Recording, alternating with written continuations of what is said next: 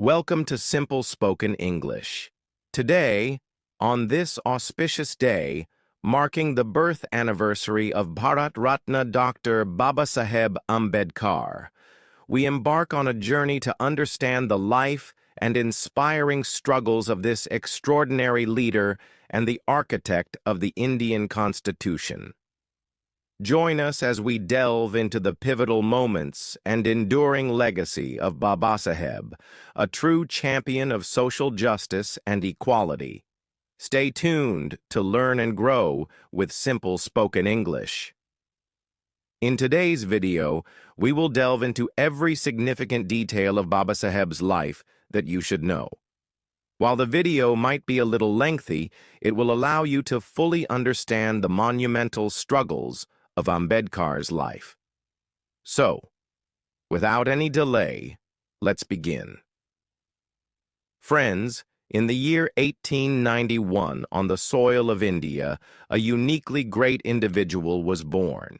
He proved to be a liberator, a beacon of hope, and a powerful leader for the marginalized. He was a remarkable writer, a theorist who empowered new communities, and a reviver of the humane principles of Buddhism. He established human rights within Indian society and championed the cause of human equality. He was a profound thinker on Indian wisdom and religion, and a renowned scholar of education, law, and economics. He was a person of immense intellectual brilliance. He took on the daunting task of eradicating untouchability and discrimination from Indian society. Alongside Mahatma Gandhi, he stood shoulder to shoulder in the fight for the nation's independence. From his childhood to holding a high position in his career, he endured the unbearable pain of untouchability and discrimination. He vowed to erase the deep chasm of discrimination and the stain of untouchability from India. He dedicated his life to ensuring that the Dalit, who had suffered centuries of humiliation, neglect, and scorn, would receive the rights to education, justice, equality, and dignity. That liberator realized that unless justice, equality, and opportunities for progress were enshrined in the country's constitution and laws for the Dalit, they would never be able to rise above their circumstances. That Messiah understood that education is the most powerful weapon that can empower every Dalit and enable them to reclaim their human rights from societal norms and the custodians of caste. This incredibly capable individual first enriched himself with education and knowledge. Following this, he raised a powerful voice in favor of granting equality, justice, and rights to the Dalit. Rising from a poor and neglected background, this ordinary man one day became the heartbeat and messiah of millions upon millions of Dalit in the country. Yes, friends, today we are talking about Babasaheb Ambedkar, also known as Dr. Bhimrao Ambedkar. He was the architect of the Indian Constitution. In independent India, he became the first law minister. After the creation of the Indian Constitution, he also formulated the Hindu Code Bill. Dr. Ambedkar was born 133 years ago in a period when our country, India, was under British rule, and our people were suffering the pain of British imperialism. While the British rulers inflicted oppression on Indians, the upper caste Hindus in India viewed the untouchables or people of lower castes with disdain. In those times of untouchability and stark inequality, even taking water from the same well or tap was forbidden for the so-called untouchables. Touching them was considered a grave sin. It was in such an era in the town of Mao in Madhya Pradesh that a great soul was born, a liberator for the Dalit community. His remarkable deeds led the people of the Dalit society to revere him as a god. That great man was Dr. Bhimrao Ambedkar. Ambedkar was born on April 14, 1891. He was the 14th child of his parents, but most of his siblings passed away after living for only a short time. His father's name was Ramji Rao, and his mother's name was Bhima Bai. Friends, while Bhimrao's father was a subadar in the military, his salary was very meager. After 15 years of service, when he retired and returned to his village, Mahu Ramji Rao was deeply concerned about the upbringing and education of his children. However, there wasn't enough money, nor were there proper school facilities for the children in Mahu village. Ultimately, Ramji Rao decided to leave his village and move to the city of Satara so that he could find work or a job to support his family and enroll his 3 sons in a good school, securing their future. Bhim Rao's father knew that they belonged to a lower caste and that people of their community were considered untouchables in the country. He believed that if his sons did not receive an education, they would face hunger, poverty, and hardship in the future. If they became literate, perhaps they could become clerks in an office and learn to live with dignity. With great difficulty, Ramji Rao found a job as a storekeeper in a company in Satara city. His salary was 40 rupees. In his previous position as a subadar, Ramji Rao used to earn 50 rupees a month, but due to the dire circumstances of his family, he accepted this job. While living with his family in Satara city, when Bhim Rao turned 5 years old, he expressed his desire to study to his father. His mother also wished for him to be educated, and his father, Ramji Rao, also wanted to send his sons to school. However, he worried, thinking, "We are from a lower, untouchable caste. Which school in the city will admit our children?" Young Bhim Rao would insist on going to school every day. Finally, his father, giving in, took him to some schools in the city. But the principals and headmasters of all the schools refused to admit his son Bhim Rao. One day, the headmaster of a school agreed to admit young Bhim Rao, but he set a condition. Bhim would have to sit outside the classroom door to study. To ensure his son received an education, Ramji Rao accepted this condition as well. In this way, Bhim Rao was finally enrolled in school. Like his father, he was very serious and patient. At the same time, he possessed remarkable intelligence and a brilliant mind. Outside the classroom door, he would spread out his mat to sit in the place where other students left their slippers and shoes.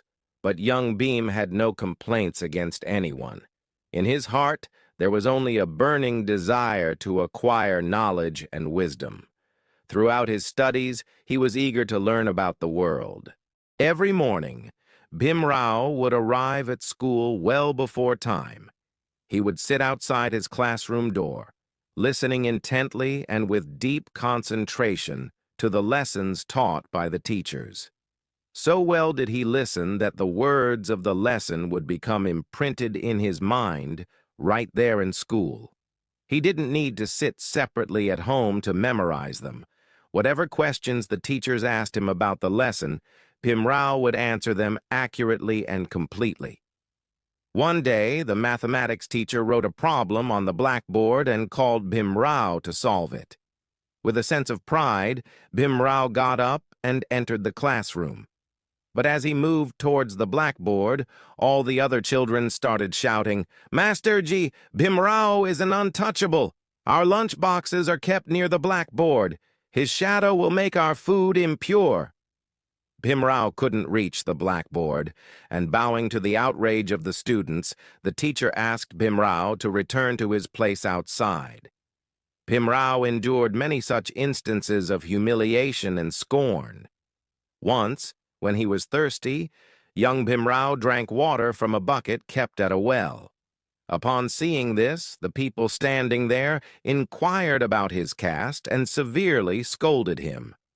One day, seeing other children from school riding in a rickshaw, a desire to ride one also arose in Bhim Rao's heart. He hailed a passing rickshaw on the road and said, "Take me to my house. I will pay you the fare." The rickshaw puller seated young Bhim in his rickshaw and began to pull it. While the rickshaw was moving, he suddenly asked Bhim Rao about his pricey, Pariche, introduction, identity, and caste. Seeing Bhim in his school uniform, he had assumed the child was from a high caste. But when he learned that the boy was a Mahar, a so-called lower caste, he angrily rebuked Bhim Rao and immediately ordered him to get off his rickshaw. After that, the rickshaw puller said, "You untouchable, you sat in my rickshaw, now I will punish you for this. Now you will pull this rickshaw and take me to my house. I will even charge you double the fare." Saying this, the rickshaw puller sat on the back seat of the rickshaw. Overwhelmed by the rickshaw puller's anger, young Bhim Rao began to pull the rickshaw forward with his own hands. Young Bhim Rao felt that the upper caste people in the city considered his voice impure, and even his touch could defile a Savarna, upper caste person, requiring them to bathe to purify themselves. The pain of untouchability and discrimination that Bhim Rao Ambedkar endured in his childhood did not become a curse for his life.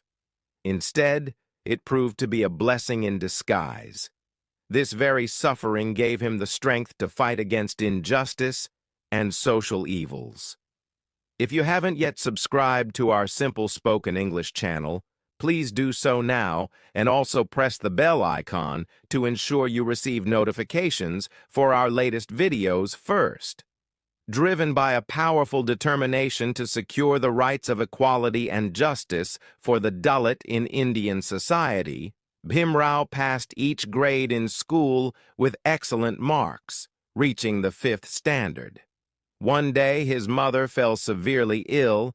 His father sought treatment for Bhima Bai from a local traditional healer, but she could not be saved. In school, Bhim Rao excelled in subjects like mathematics and geography. He harbored a desire to study Sanskrit, but the Sanskrit teacher refused to teach him, saying, "Sanskrit is for high caste children, son.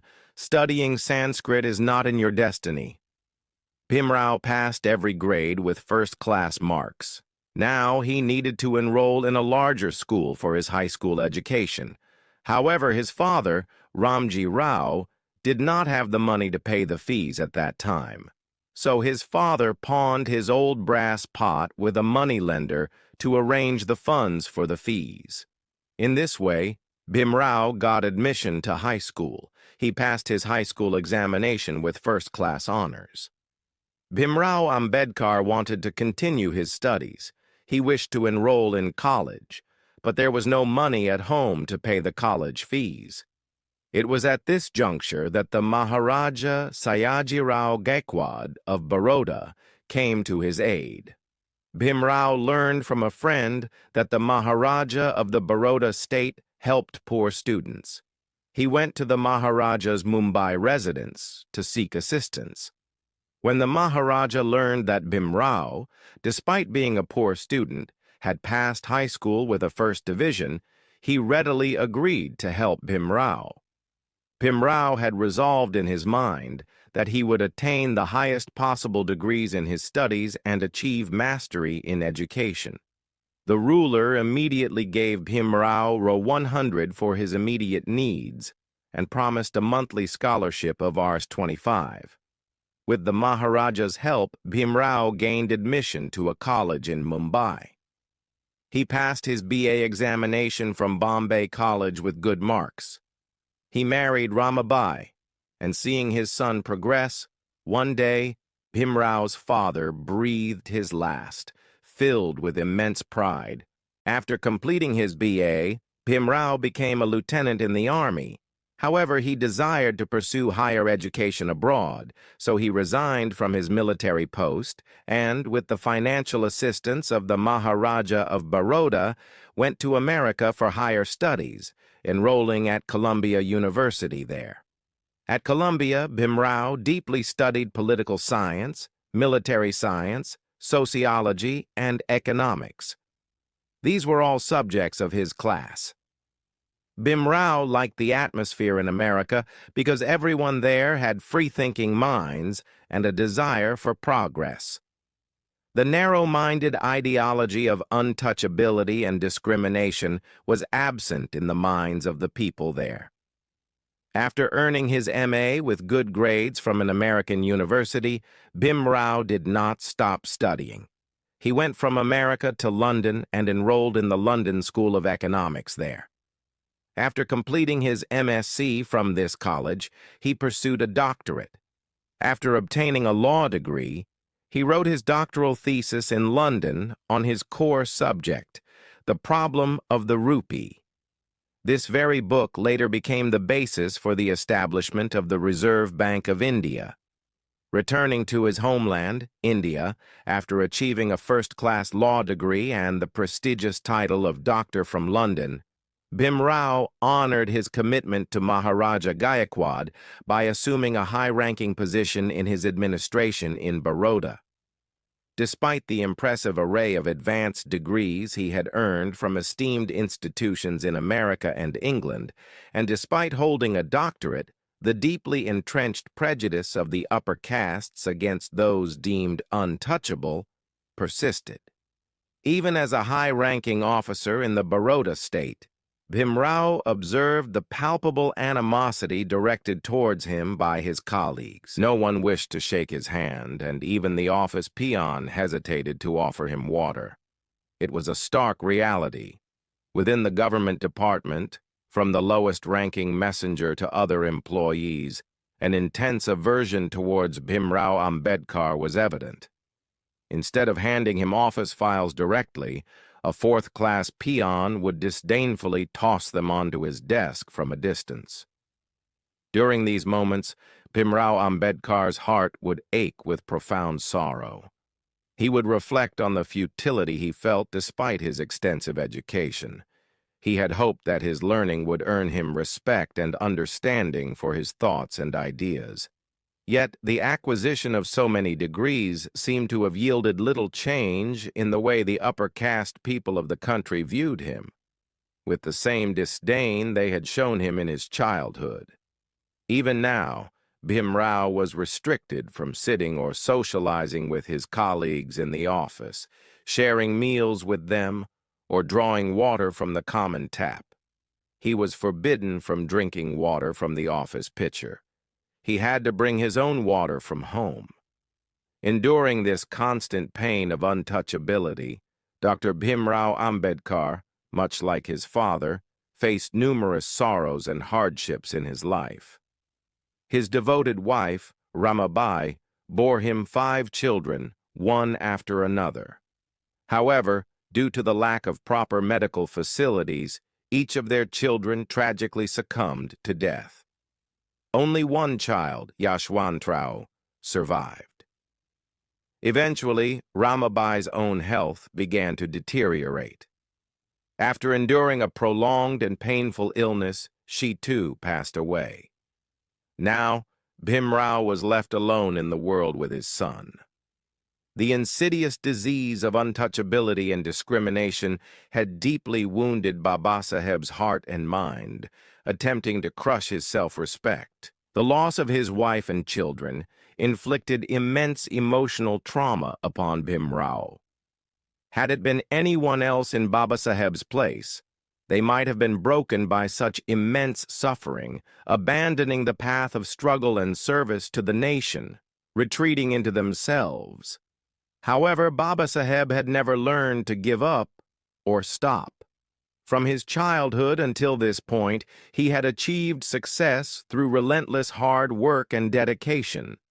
Despite the pain of life's sorrows and the anguish of losing loved ones, he did not abandon the path of serving his country. Inspired by Mahatma Gandhi's principles of truth and nonviolence, he embarked on the path of satyagraha, a movement of truth force. This satyagraha was for the cause of securing equality and justice for the Dalit.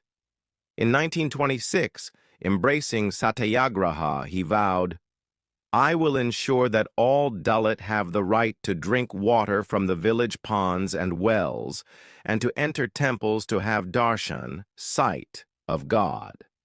One day, accompanied by hundreds of Dalit from the village, he forcefully drank water from the public pond and, together with everyone, entered the Vireshwar temple to have a vision of the deity.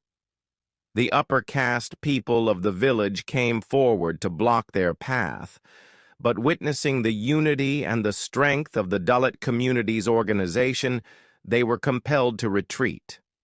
All of this was made possible due to Babasaheb's fearlessness, bravery, and unwavering determination.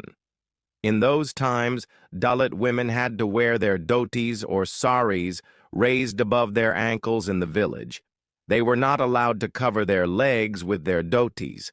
It was Bhimrao who fought for and secured the right for those women to wear their saris down to their feet, just like other women. Following this, Babasaheb demanded communal representation.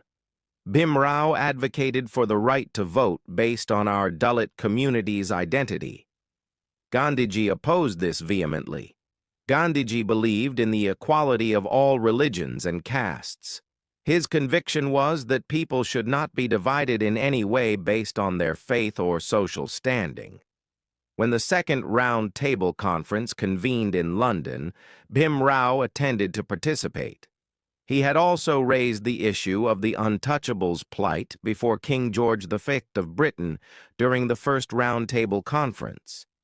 In the second conference, Babasaheb strongly urged King George V to establish separate electorates for the untouchables. Gandhiji objected to this demand, stating, "I am not prepared to agree to your demand for separate electorates. Ambedkar, you claim to represent the untouchables here, but in reality, you are dividing the Hindu religion. You wish to fragment the nation. I would rather convert the untouchables to Sikhism or Islam, but I will not allow the Hindu faith to be broken." However, King George V of England did not pay much heed to Gandhiji's objections and accepted all of Ambedkar's conditions, declaring that the untouchables of India would be granted reservations through separate electorates. Gandhiji was resolutely against granting separate reservations to the untouchables. He wrote a letter to the Viceroy, asserting that by providing separate reservations to the depressed classes, a great injustice would be done to the country, leading to its fragmentation. He declared that he would begin a fast unto death in protest against the king's decision. When Gandhiji commenced his fast unto death concerning the separate electorates for the untouchables, the entire nation was thrown into turmoil. Congress leaders began to deeply consider this issue. It was decided that a massive meeting should be organized in Mumbai to address this matter. Soon, a large assembly was convened in Mumbai to discuss the problem. Pandit Madan Mohan Malaviya urged Ambedkar to reconsider his demands. Ambedkar responded, "I accept everything you say, but I will secure the rights of the Dalit community. If Gandhiji were undertaking this fast for the independence of the country, the entire nation would fast with him, and I too would sit in protest alongside him unto death. This immense fast against our rights seeks to obliterate my understanding. That is why I am doing what I am doing." Gandhiji was in Yerwada jail at that time. From the jail, he wrote a letter to Ambedkar. "Ambedkar, do not let the country be divided. Save the Hindu community. My life is now in your hands. Do whatever you deem appropriate." Gandhiji's son, Devdas, along with his mother Kasturba, came to persuade Dr. Ambedkar. Kasturba Gandhi pleaded, "Make a compromise with Gandhiji and save his life." Ultimately, Dr. Bhimrao Ambedkar reached a compromise with Gandhiji under certain conditions. This agreement is known as the Poona Pact. The first condition of this pact was that the number of reserved seats for Harijans, untouchables in provincial legislatures would be increased from 78 to 148. The second condition stipulated that the election to these seats would be conducted through a legal process. The third condition stated that in the central legislature, the number of reserved seats for Harijans would be increased.